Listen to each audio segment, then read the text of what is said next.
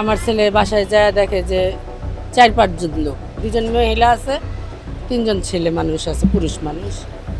যা বিছানার উপরে দেখছে যে বেল, রশি আর আপনার ডিসেল লাইনের তার। আপনার সাথে কথা বলছেন, আমি দারোয়ানের সাথে কথা বলছি। আপনি তাহলে এই যে একটা মানুষ এভাবে থাকে, তাহলে কিভাবে আপনারা জায়গাটা দেন? আপনারা এই যে এই সব কাজ করান, হ্যাঁ, আপনারা কি এটার সুযোগ দিচ্ছেন নাকি ভাই? তারা মনে করেন হুজুর মাদ্রাসা পড়াইছে, সে শিক্ষক হিসাবে সম্মান করে, তার বাসায় যাইতে বলছিল মেসেজ দিয়া। আমারও বলছিল কয়দিন যে আপনার ছেলেটারে আমার বাসায় একটু পাঠায়েন, তার সাথে আমার একটু দরকার আছে। আমি বলছি যে আচ্ছা ঠিক আছে, আমি পাঠাবো। তখন কাজের থেকে আসে, ছেলে যাইতে পারে না, ক্লান্ত শরীর।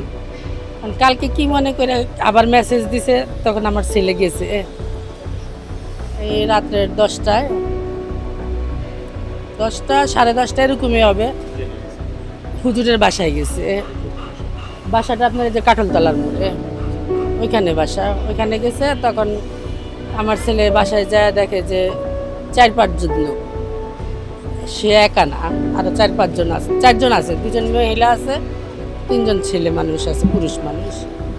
যা বিছানার উপরে দেখছে যে বেল, রশি আর আপনার ডিসেল লাইনের তার, এগুলা দেখছে। তখন আমার ছেলের একটু ভয় পেয়ে গেছে, যে হুজুর আমার খবর দেওয়ার এগুলা। তখন আর আমার ছেলের বন্ধু আবার একটা ফোন দিছে, তখন বললো যে হুজুর আমার একটা ফোন আসছে, আমার স্যার ফোন দিছে, আমি একটু কথা বললে আসি। তখন আমার ছেলে বাইরে চলে আসছে, চলে আসে আবার আমার ছেলের ফোন দিছে, মেসেজ দিছে হুজুরে। আমার ছেলে আবার বন্ধু বান্ধব নিয়ে গেছে, নিয়ে যাওয়ার পরে এখানে হাতাহাতি হয়েছে। পরে আমার ছেলের একটা খারাপ অফার দিছে আর কি, যে তার এক লন্ডনী বন্ধু, পুরুষ লোক পছন্দ করেন, মেয়ে লোক পছন্দ করেন না। তখন আমার ছেলে এগুলো শুনে হাতাহাতি করছে অনেক করে, আমার ছেলে বাইরে আইছে। পরে আরও লোকজন নিয়ে পরে এখানে গেছে।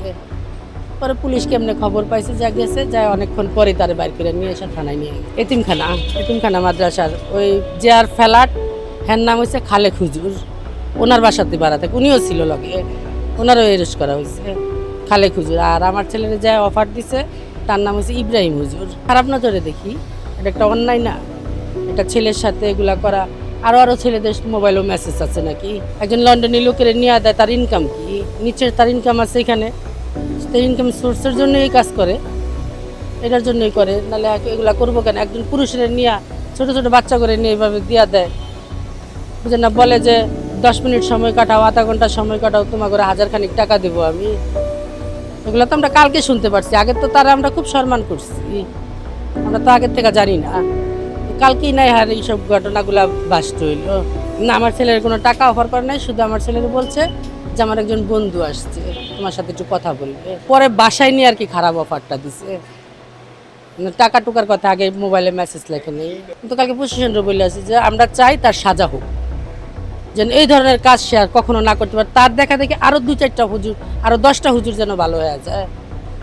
কারণ এখন জায়গায় জায়গায় এসব ঘটনা চলতেছে, কিসের ছেলে, কিসের মেয়ে, কিসের ইচ্ছানি মেয়ে করে নিয়ে এগুলা করা হইতেছে। এগুলো একটা অন্যায় না? মানুষের জীবন নষ্ট করা হইতেছে এটা। তাই আমাদের দাবি তার জন্য একটা সাজা হয়, শুধু তার না, তার সাথে আরও যে 2জন আছে, বাড়িওয়ালা আছে, খালেক হুজুর, তারও একটা সাজা হওয়ার দরকার।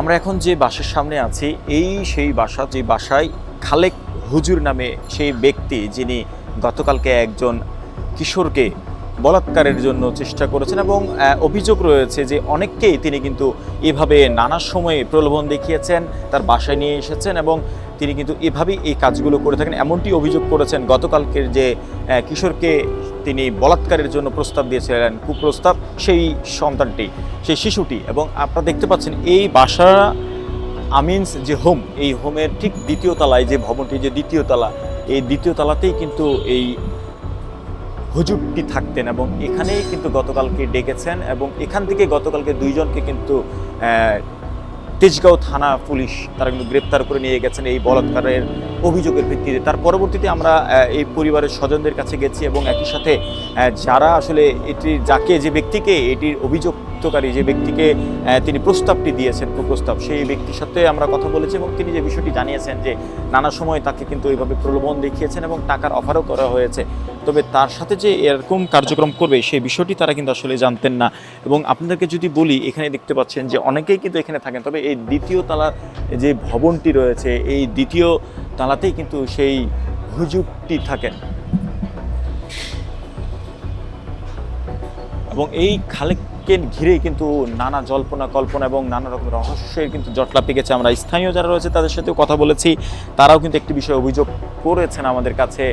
তারা বলছেন যে এই শুধু গতকালকের ঘটনাটি নয়, এর আগেও তিনি অনেককেই এরকম কুপ্রস্তাব দিয়েছেন টাকার বিনিময়ে। এবং এখানে দর্শক দেখতে পাচ্ছেন যে সাধারণ যারা এখানকার ভবনের যারা রয়েছে তারাও কিন্তু এসেছে এবং তারা এই বিষয়টি নিয়ে তাদের জায়গা থেকে কিন্তু কথা বলেছেন। এবং এখন পর্যন্ত আমরা এখানে ভবনের সামনে এসেছি, তবে গেট কেউ খুলছেন না এবং কারোর সাথেই তারা কিন্তু কথা বলছেন না। আমরা সরাসরি একটু এখানে যাব, কথা বলার চেষ্টা করব দারোয়ানের সঙ্গে। কাকা, একটু কথা বলি আপনার সাথে। এই গতকালকের ঘটনাটা নিয়ে একটু বলেন তো, কিছু জানেন কিনা আপনারা যে এখানে? আমরা হলাম দারোয়ান, বুঝছে? আমরা তো আর এরকম থাকি। হ্যাঁ, না, ওইটার ব্যাপারে আপনার বিরক্ত করেন না। না না, আমরা তো বিরক্ত করছি না, না, আমরা একটু বক্তব্য দিই। আপনার সাথে কথা বলছি না, আমি দারোয়ানের সাথে কথা বলছি। আপনি এখানকার মালিক, আপনি তাহলে এই যে একটা মানুষ এভাবে থাকে, তাহলে কিভাবে আপনারা জায়গাটা দেন? না, আপনারা এই যে এইসব কাজ করান, হ্যাঁ, আপনারা কি এটার সুযোগ দিচ্ছেন নাকি ভাই?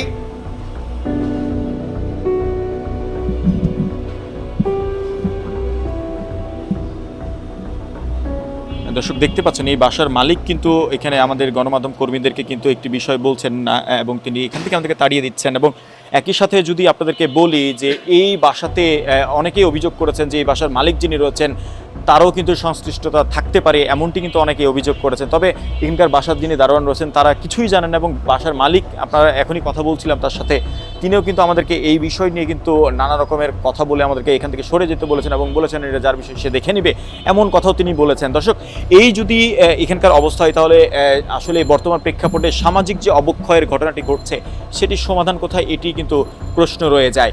জয় ক্রিস্টোফার বিশ্বাস, বিওডি বাংলা, ঢাকা।